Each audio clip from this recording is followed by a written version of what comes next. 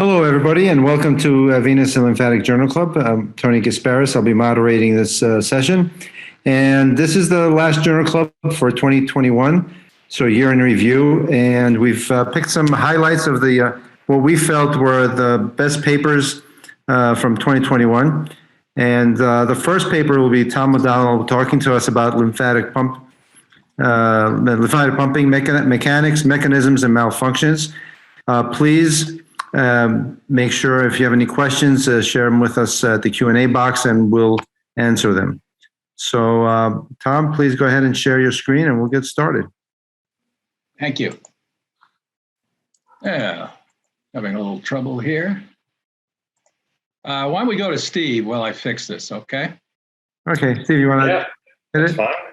I can, all right, lead off here. Okay.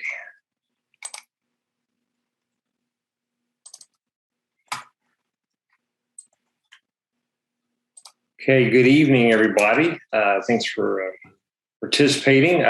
These were my 2 year-end lymphedema and lipedema review articles that I want to quickly address here. One was the standard of care for lipedema in the U.S., and the second is ICGL findings in older patients with flourishing lymphedema. I think by far these were most important articles to me anyway last year. So let's start with the first one. This just landmark article, Standard of Care for Lipedema in the United States, published in Phlebology just a couple of months ago. There were 85 consensus statements, and obviously we can't go through all those. In the interest of time, we're going to go through what I thought were the top 5 of these.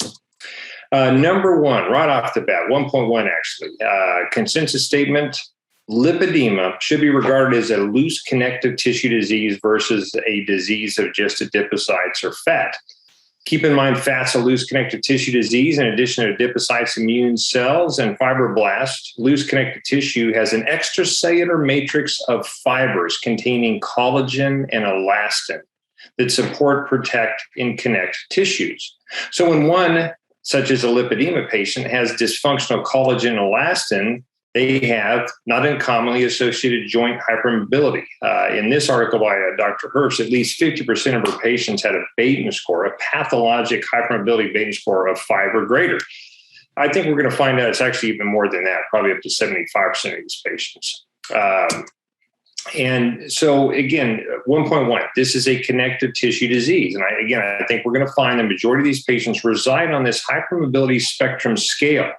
They could have asymptomatic joint hypermobility, a symptomatic hypermobility spectrum disorder, or even highly symptomatic hypermobile Ehlers-Danlos syndrome.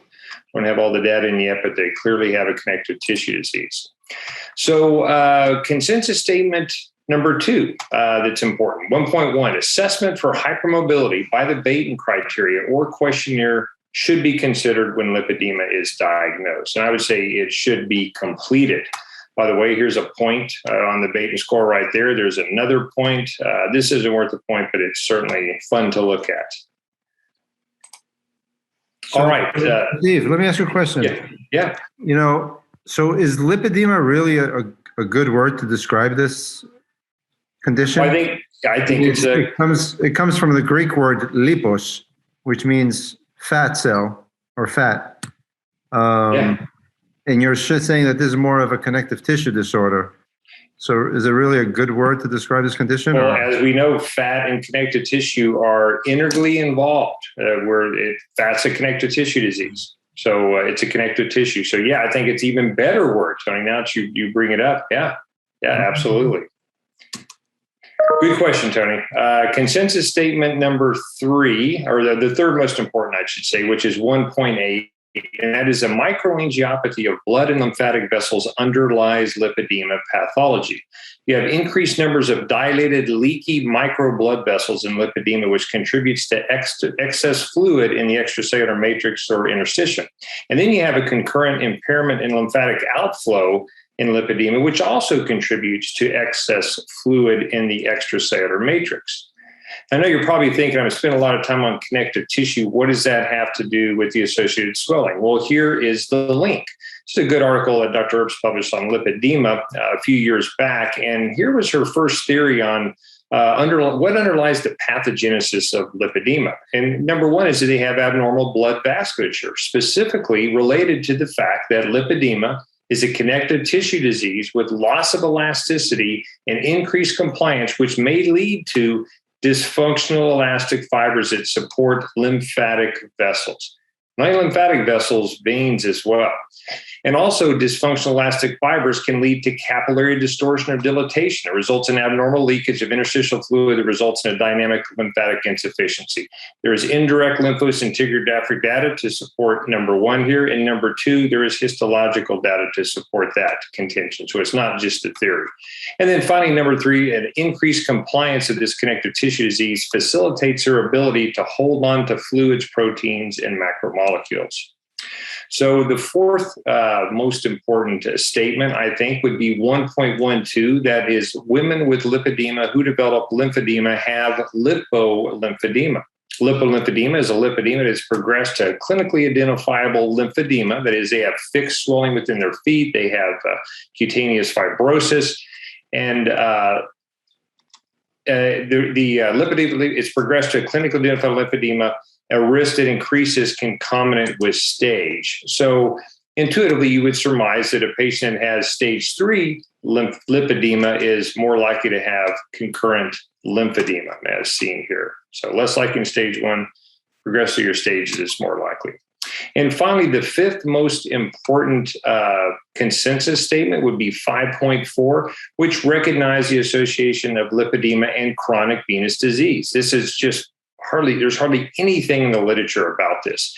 But yet, for those of us that follow lipedema patients, the majority of these patients have varicose and spider veins, and at least half of them have chronic venous insufficiency and have limbs that look like these.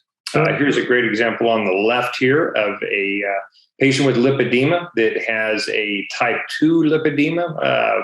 You can see the upper limb type, but the infrageniculate phlebolymphodema with lipodermatosclerosis.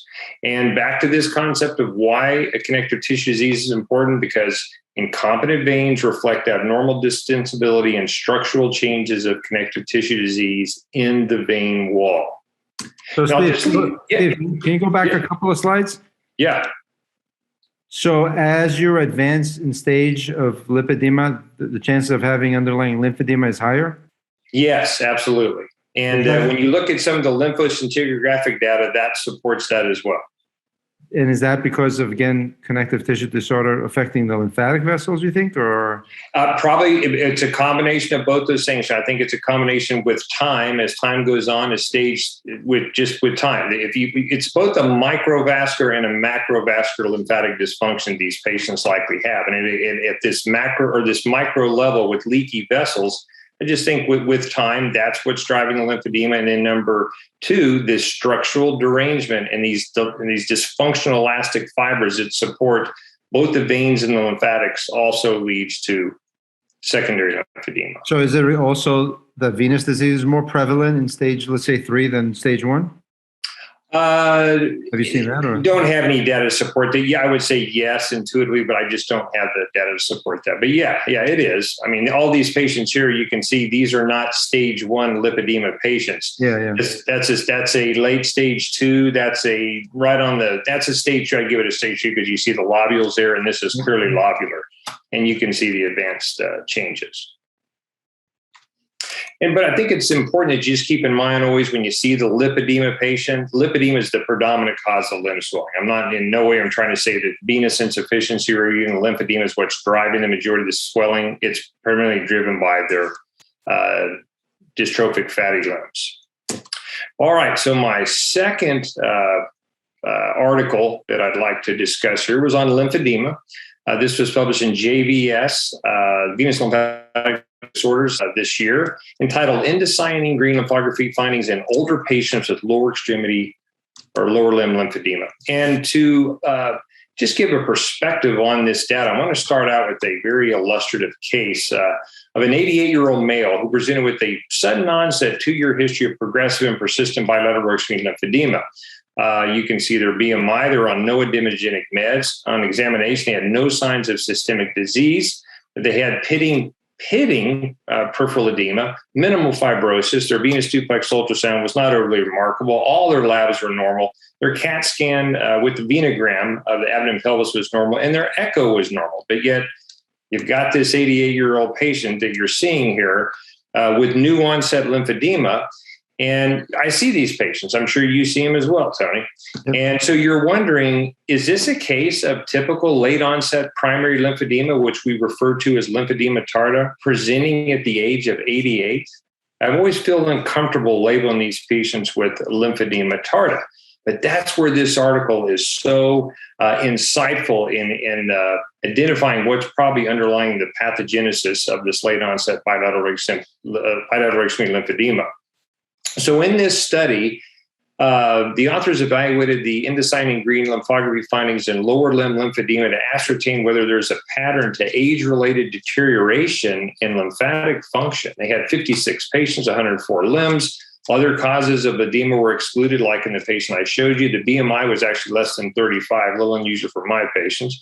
The lymphedema onset had to be after the age of 25, or the majority of them were actually around 50 or greater. And they calculated a lower extremity lymphedema index. And let's compare and contrast patients that had bilateral versus unilateral lower extremity lymphedema in this cohort of patients. Importantly, 86% of these patients had bilateral lower extremity lymphedema. Keep that number in mind. And of the 86% that had bilateral lower extremity lymphedema, their mean age was 76, an elderly population. And you contrast that with the patients that had unilateral lower extremity lymphedema, it was 53, a statistically significant difference between these two age groups. I mean, that's quite disparate as you see here. And as far as the duration of lymphedema, these patients that had bilateral lower extremity lymphedema in the elderly setting, they'd only had their lymphedema for about 4.5 years. It was almost 8.5 years in the unilateral group, statistically significant difference. And then finally, I would point out that the lower extremity lymphedema index was statistically higher in the patients that had unilateral lower extremity lymphedema, what we think of as our traditional lymphedema tarda group. By the way, the higher the lower extremity lymphedema index is, the more severe the lymphatic hypertension. So look at the difference in the ages here in the bilateral versus unilateral groups. They looked at 4 different ICGL patterns. Here was a linear pattern, a low enhancement pattern, a distal dermal backflow. You see that characteristic blush of dermal backflow. And then you have an extended dermal backflow where you see a blush not only below the knee, but above the knee. Importantly, all cases in that unilateral group showed the dermal backflow pattern in an extended pattern, that is both above and below the knee. They had a higher lower extremity lymphedema index. Now, how did the ICGL lymphography pattern vary according to age? Importantly, 7 out of the 8 patients that had unilateral lymphedema were less than 50 years of age. Noteworthy is the majority of patients that had bilateral lymphedema were elderly. In fact, the majority were actually 70 to 79 years of age. So significant difference between how these patients present either unilateral versus bilateral. So in conclusion, the author stated that there is this age-related deterioration in lymphatic pump function. Oops, excuse me here. Let me go back here. I'm trying to get age-related deterioration of lymphatic pump function rather than iatrogenic obstruction or a tumor or genetic abnormality such as lymphedema tarda is likely to account for this cohort of patients that present at an older age with bilateral lymphedema, which, by the way, progresses from the feet upwards relatively rapidly. Animal studies have shown that aging lymphatic collecting ducts have decreased contraction frequency, decreased systolic lymph flow velocity and pumping activity, and lymphatic vessel density and complexity. And lymphoscintigraphy and ICGL studies like this have demonstrated a reduction of lymph drainage with increasing age. Let's compare and contrast these two groups. It's tremendously clinically important for us to see lymphedema. Here's our traditional lymphedema tarda, which is phenotypically unilateral and presents at a younger age, typically around the age of 45. when they first developed their swelling. And then you can see here that all of these patients in this cohort at least had a severe lower extreme lymphedema index with an extended dermal backflow pattern affecting both below and above the knee. And then you contrast it to this very interesting cohort of patients that the authors referred to as age-related senile or senescent lymphedema that phenotypically is bilateral. It presents at an older age. Most of these patients present at the age of 72 in this population. And what's noteworthy about this population, and I see these patients, they have a pitting edema. Keep that in mind when you're seeing these patients. So in conclusion, I really embrace this tremendously important concept of, again, age-related or senescent or senile bilateral lower extremity pitting lymphedema. Because this was, to me anyway, a previously very enigmatic clinical presentation when you see these elderly patients and you're worried about, do they have cancer? Do they have heart failure? Do they have nephrotic syndrome, cirrhosis? And you completely work them up and it's not there. We finally have an answer with this page or this data. That's it. And I'll turn it over to Tom now if he's ready to go. Thanks, Steve.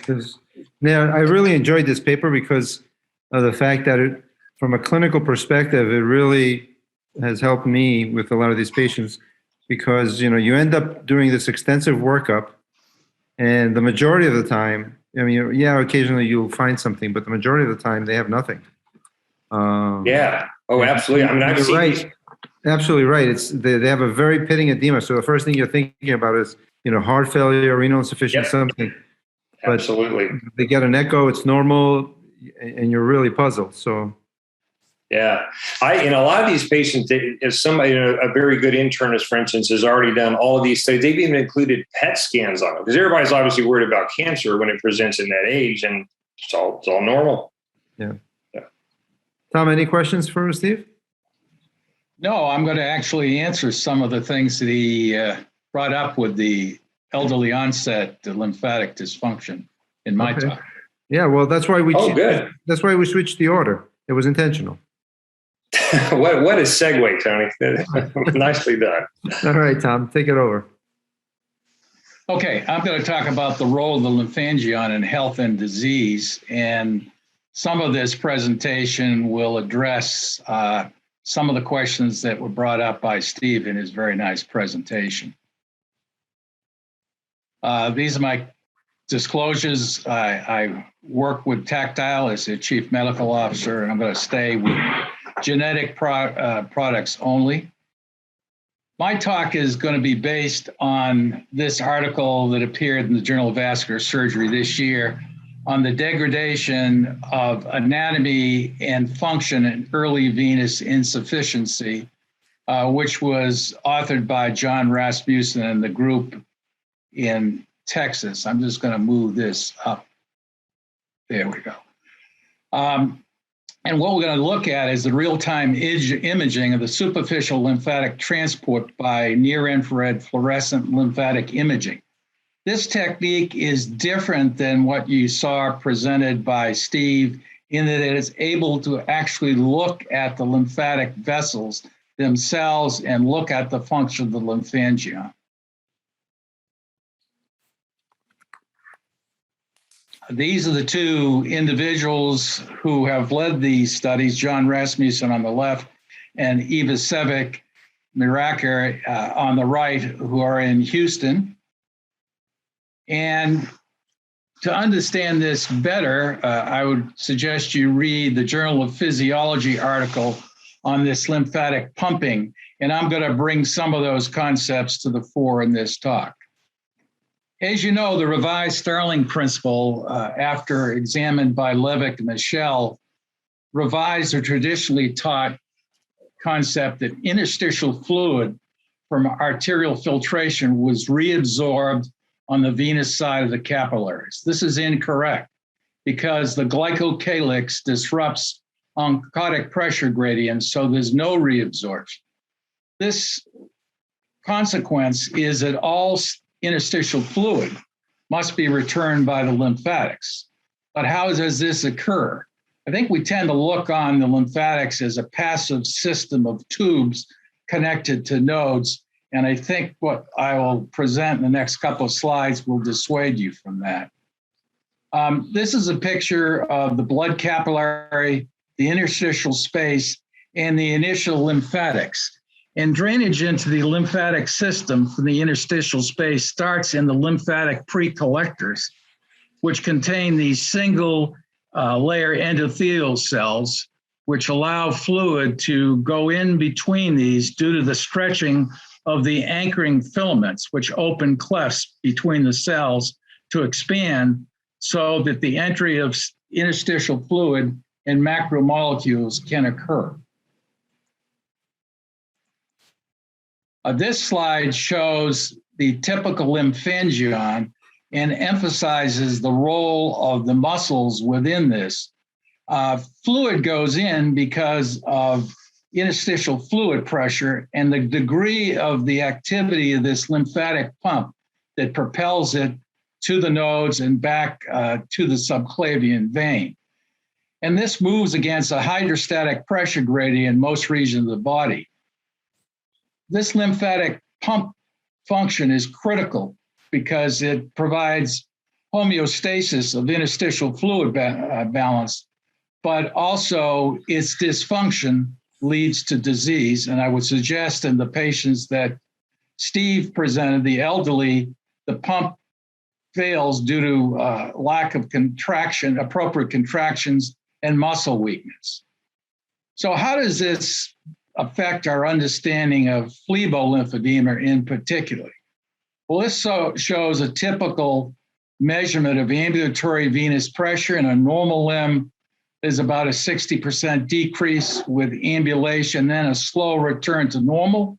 By contrast, in a patient with venous disease, it fails to decrease, so there's persisting high blood pressure. Indeed, in patients with post-thrombotic limbs, we've shown that the pressure can go up to 120 mercury with walking and returns rapidly. When we look at the capillaries, this venous hypertension backs up and causes increased fluid transmission into the interstitial space. And this is the fundamental lesion that one sees in phlebolymphodema. In early stages, the lymphatics can cope with this and transmit fluid back into the venous system, up the lymphatic system. But as damage occurs, it becomes unable to do this, and we have accumulation of lymphatic fluid, lymphedema. This is a typical lymphangion, and what happens is, as I said, it works very nicely in C3, but as the disease advances, the image compromises drainage function and fluid accumulates. So that lymphatic function in these patients shows diminished contractile events, too infrequent to be quantified, and decreased pumping versus the normal finding where there is lymphatic contractions of about 0.46 per minute in these patients.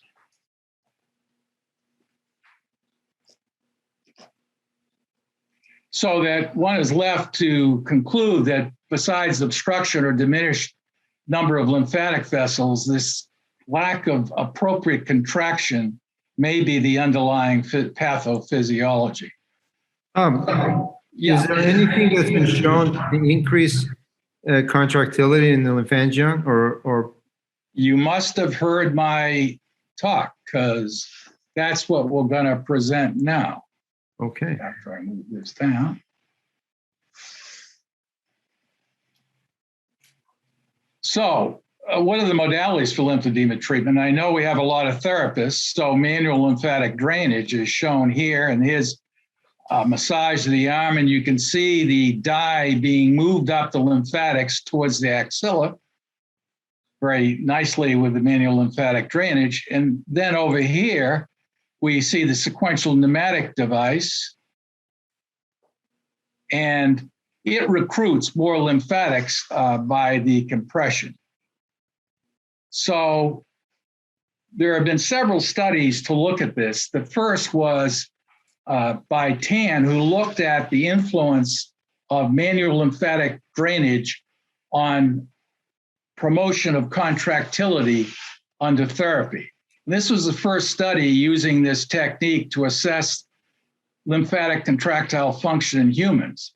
They compared pre-lymphatic contractile function against post-MLD lymphatic function, and they found that the average lymph velocity increased in both the symptomatic and asymptomatic limbs by about 25%, and in the control limbs of 28%. So that's velocity.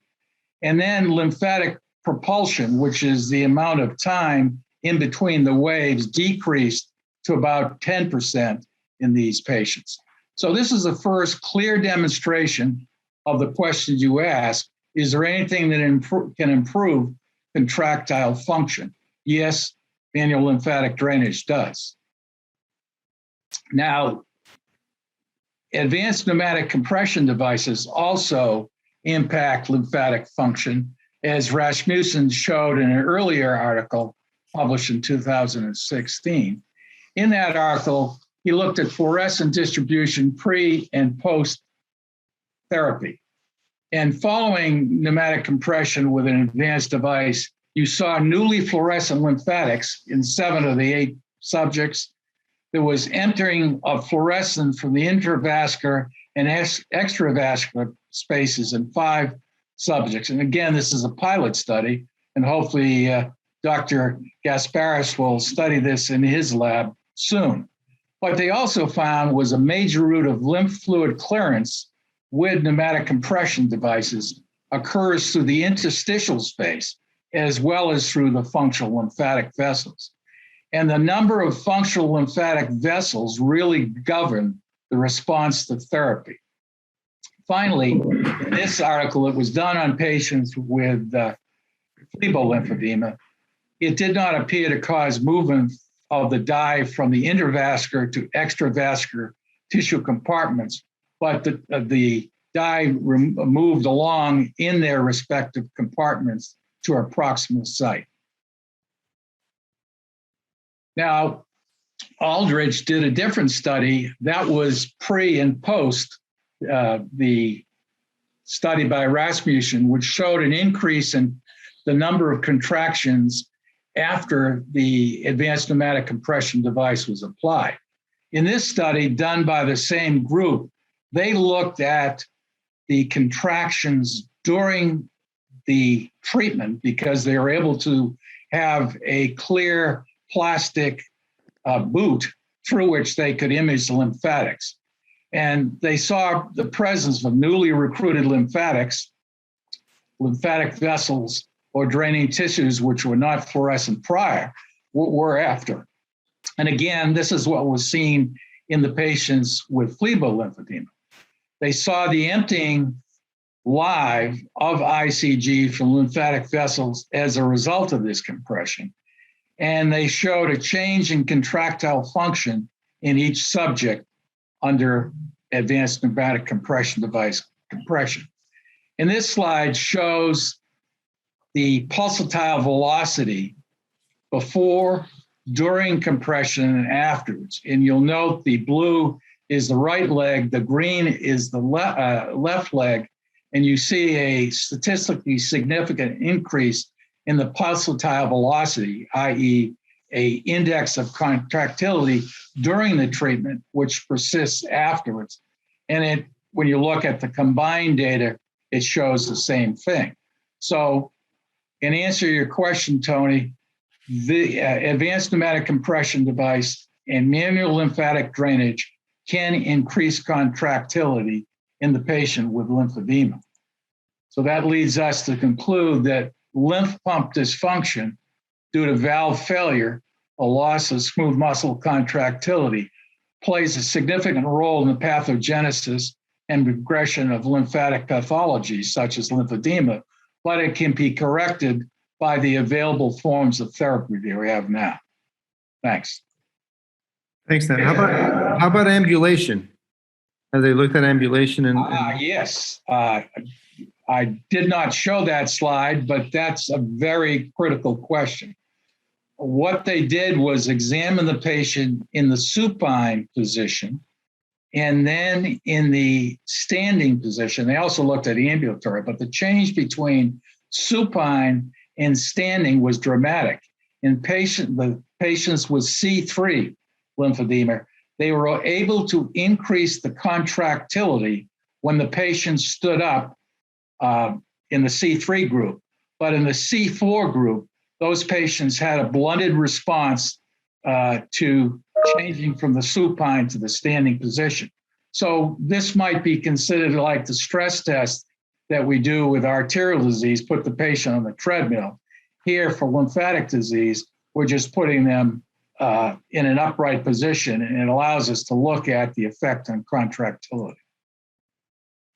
Thanks, Tom. Steve, any questions for Tom?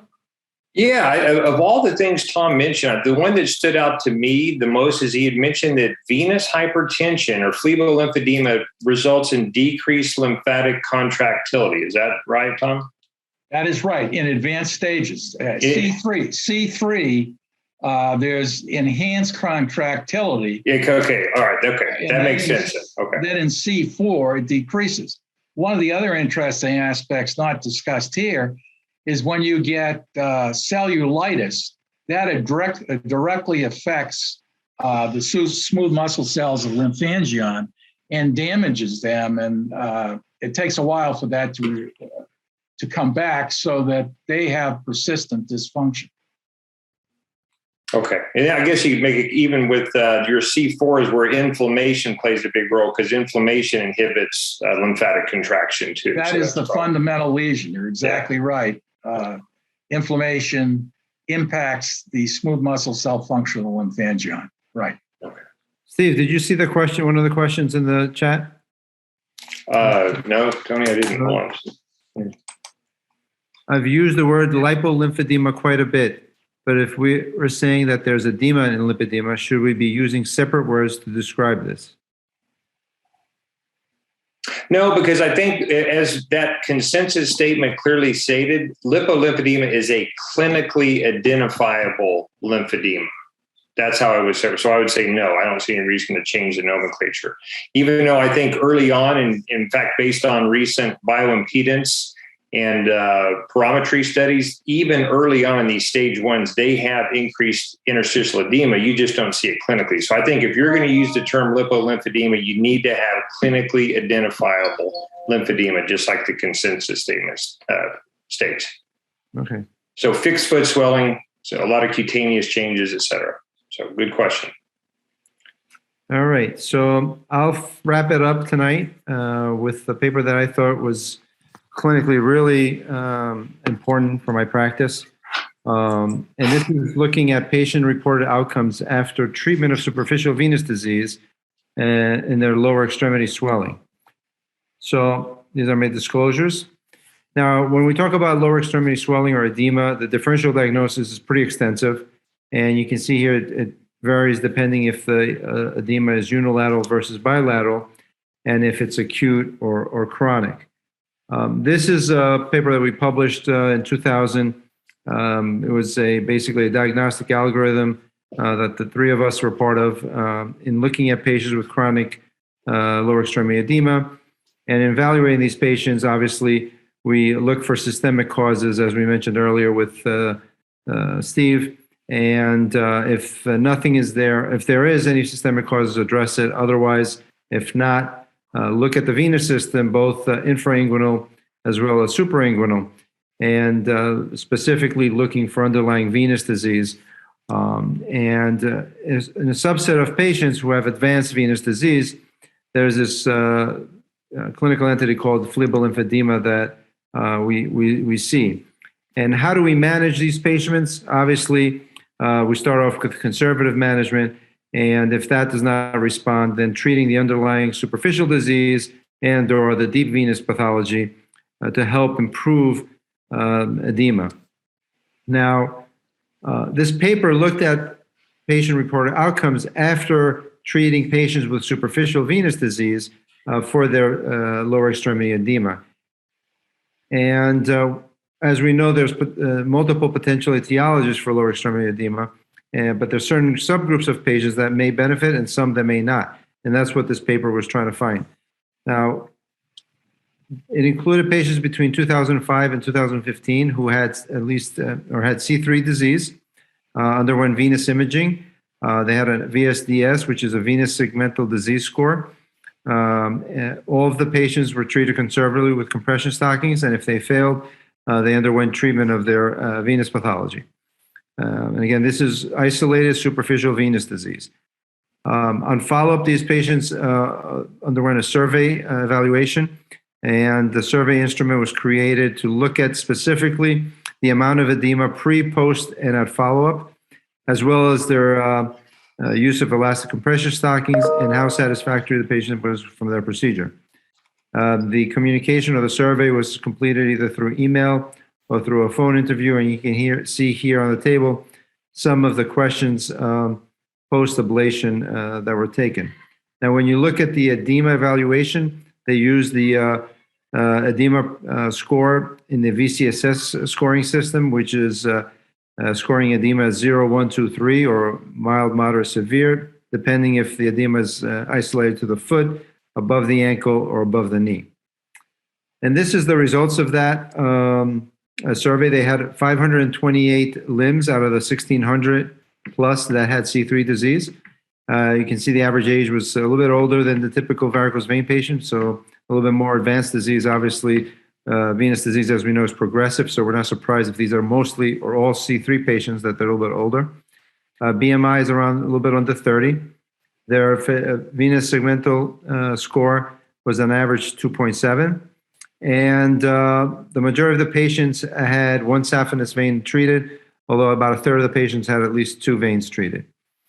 About 50% of the patients underwent concomitant phlebectomy, and you can see a very small number of patients had underlying previous DVT, as these were selected to be isolated superficial disease. Out of these 528 patients, 92 responded, which included 128 limbs, and their average score in this group was 2.7. Now, they looked at other edema-producing conditions that this group may have had, and 27 out of these 92 patients had other causes of edema, so one had CHF. No surprise, the majority had underlying medications that potentially would be causing their edema. Now, the outcomes, you can see here, 40% of the patients had some type of residual swelling. So 60% had no swelling on follow-up, and some of them had, mild to moderate severe swelling. But overall, 40% of the patients had some type of residual swelling even after intervention. And interestingly, 2% of the patients got worse, which is, again, in those who do superficial treatments, it's not that uncommon to have a patient actually get worse. And of those patients who had other edema-producing conditions, 23 out of the 27 actually did improve after their ablation. So although they had another possible cause of their swelling, a significant number of them did improve after intervention. When it came to use of compression stockings, you can see about 65% or so had at least 2/3 or more use of compression stockings. And if they were using their stockings, and the question was, would it help them? About 70% of them had moderate or significant improvement in their swelling with use of compression stockings. Multivariate analysis was done looking at these different factors, and age, gender, BMI, oral ultrasound did not really affect ablation results. None of the patients that had other edema-producing causes had negative impact on the results of the ablation, as I mentioned, as the majority of them actually improved.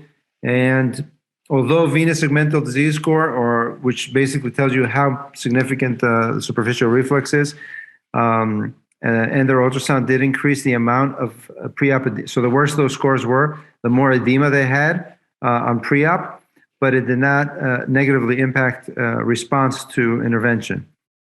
The use of concomitant phlebectomy in these patients was a predictive factor of improving their edema. And again, that's not entirely surprising. The more you eliminate the superficial disease, the more likely for their edema potentially to improve. So obviously there's several limitations with this paper. Only a quarter of the patients actually responded to the survey. So there may be some bias there. This is a retrospective data collection through either a phone or email. So obviously has some limitation there, as it's a subjective and no objective measurements were obtained for this severity of their edema. And it was using only the one segment of the VCSS score, the edema segment. So this has not really been validated as a standalone for evaluation of edema. A lot of the data was based on patient recall, so obviously there's a potential error there. And there's a small group of patients that actually had other concomitant causes of edema. So patient-related outcomes for venous ablation for edema secondary to superficial disease is effective and has high patient satisfaction. Phlebectomy seems to be adding that to the ablation improves patient satisfaction. And the higher the VCS, the worse the ultrasound findings is a predictive measure of how bad the edema is preoperatively, but does not really affect the response. And finally, persistent swelling, despite a vast majority of the patients improved, there is some type of persistent swelling in 40% of the patients after intervention, with a third of them having moderate to severe. So what do you do if patients have persistent edema?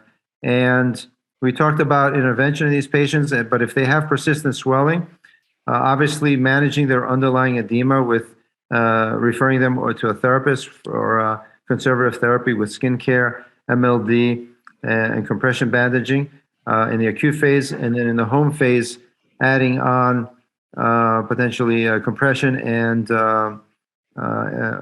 advanced pneumatic compression to maintain in the home setting. So in summary, patients with C3 disease or phlebital lymphedema, you evaluate their underlying venous pathology, whether it's superficial or deep, treat that. And the majority of the patients will improve, but there is a subset of patients who will have persistent edema. And if symptomatic enough, you should be addressing their underlying lymphatic system. And that's it. I'll take any questions. So these were all thermal ablation, Tony? Yeah. So these were all. So do you think there'd be any difference if you were using MOCA or sclerotherapy because of the potential thermal injury to the lymphatics that run right close to the great saphenous vein? Well, I mean, there really hasn't been any data to compare thermal versus non-thermal as far as edema resolution. Most of the studies have looked at closure rate and VCSS overall, not specifically looking at edema. We have had patients with thermal ablation that do get worse after intervention, and obviously in this paper was 2% of the patients got worse. But that's with any, I think, especially if they have mostly lymphedema, they may get worse with thermal injury to the lymphatics along the saphenous. I've seen that also with even phlebectomies, So. Dude, that's a very unhappy subset of patients. Yes, they are very unhappy. So much so that when I was a vascular fellow, Dr. Robert Linton was still around the Mass General, and one of his maxims was, don't ever promise a patient with varicose veins and edema that you're going to cure their edema. And 50 years later, Linto was right. So my question is, what do you think's going on in the ones that don't respond to endovenous ablation so that they have persistent edema? Obviously, a subset, it's probably multifactorial. A group of them probably have other causes that's causing their edema. It's not uncommon for patients to come in with bilateral edema and unilateral reflux. Obviously, those patients are easy to kind of predetermine. They probably are not going to improve if they have equal bilateral edema. There must be another cause going on. Another obviously cause is patients with really advanced disease, and you were mentioning it earlier. The Lymphangion early on can accommodate increased interstitial fluid from the venous hypertension, but over time they may not be able to accommodate, to compensate further. And at that stage, there's really not much you can do by getting rid of or fixing the underlying venous hypertension. You may improve them, and again, 40% had residual swelling. So some of the volume is currently set to 0%. Wow. Okay, sorry about that. So I think it's a combination of either a misdiagnosis and something else going on.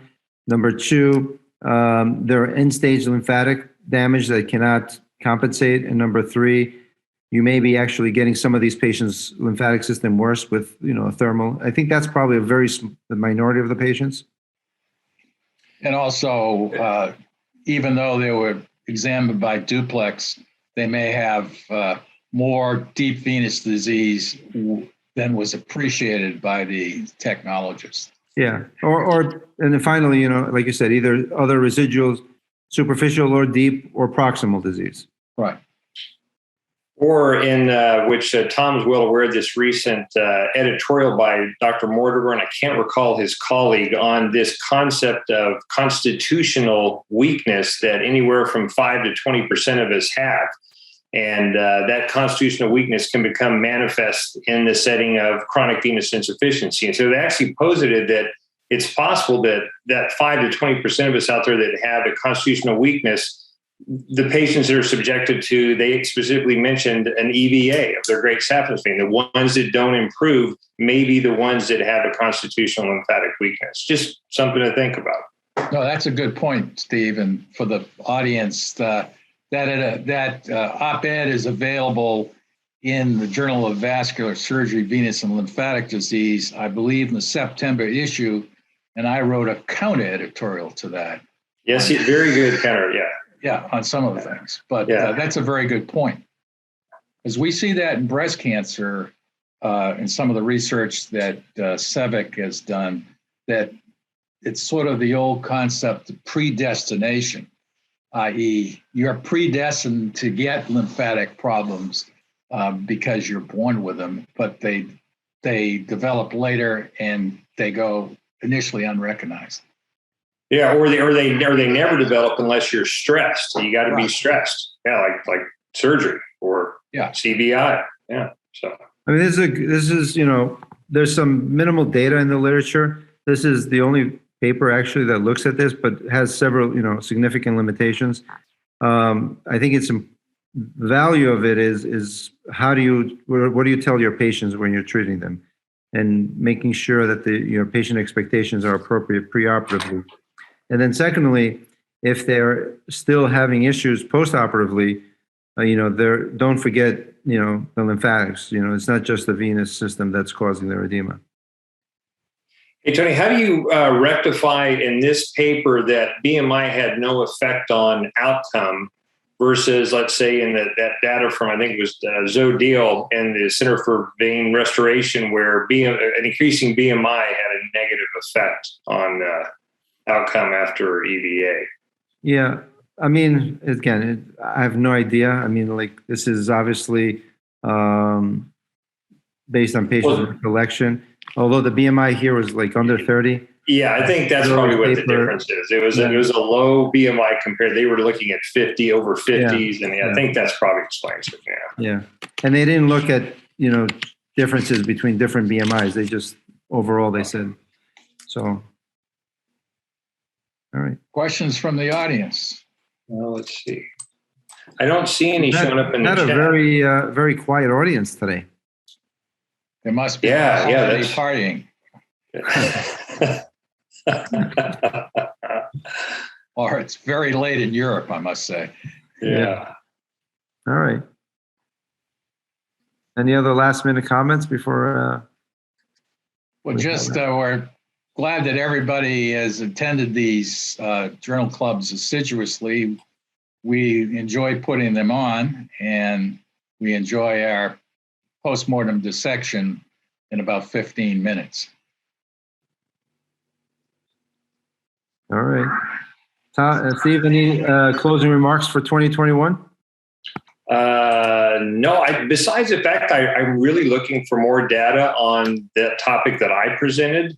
I just find it absolutely fascinating, the age-related lymphedema. And also I'm looking for hopefully more information on this concept of being predetermined, like Tom was saying, which the Morton refers to as constitutional lymphatic weakness. Yeah, I think those are very interesting concepts, which really explain a lot. I think they explain so much. All right. All right, everybody.